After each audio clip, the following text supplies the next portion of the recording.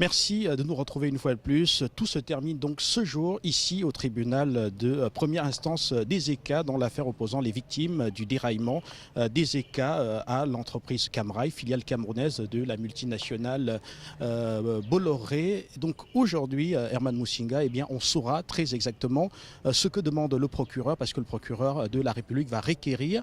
Et puis après les réquisitions suivront bien entendu les plaidoiries des avocats de la partie civile, des avocats de la défense et également de l'accusation. Et au terme de cela, l'affaire sera très certainement mise en délibéré et tout le monde attendra le juge en charge du dossier pour sa décision. Il faut par ailleurs préciser, Guy, que le climat est magnifique à aider à Ezeka aujourd'hui.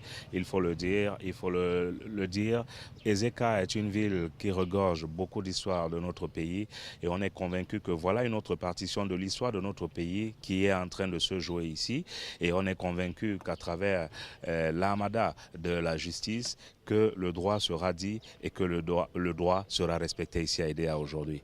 Car on est convaincu, il y a des jeunes magistrats qui, à un moment donné, sont également convaincus de rétablir les ayants droit, de leur permettre de jouir de leurs droits. Alors on est convaincu que c'est une autre partition de l'histoire du Cameroun qui se joue aujourd'hui, une histoire qui, le Cameroun qui a besoin de sa liberté, de sa souveraineté, qui aujourd'hui, à travers ce procès, fera également preuve de beaucoup de liberté et de souveraineté et pourquoi pas de joie, de récompense envers ses fils et ses filles, tous ceux qui ont été victimes.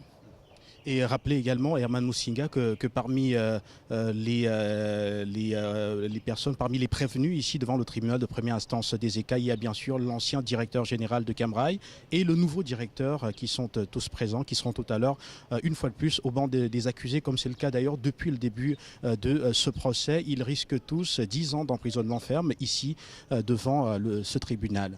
Oui, comme je l'ai dit, je ne le dirai jamais assez, le droit, je suis convaincu, car on a affaire à une nouvelle génération de magistrats, une jeunesse qui a besoin de rentrer dans l'histoire également, une jeunesse de la magistrature qui est convaincue de faire respecter et de lire rien que le droit.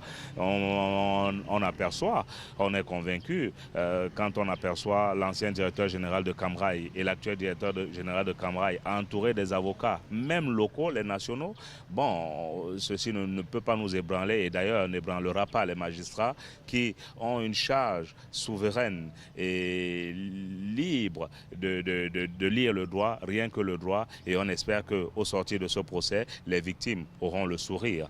Eux qui, depuis des lustres, depuis quelque temps déjà, depuis environ un an ou voire plus d'un an, sont déjà en pleurs, sortent en pleurs. Mais aujourd'hui, le droit sera dit et le droit sera respecté.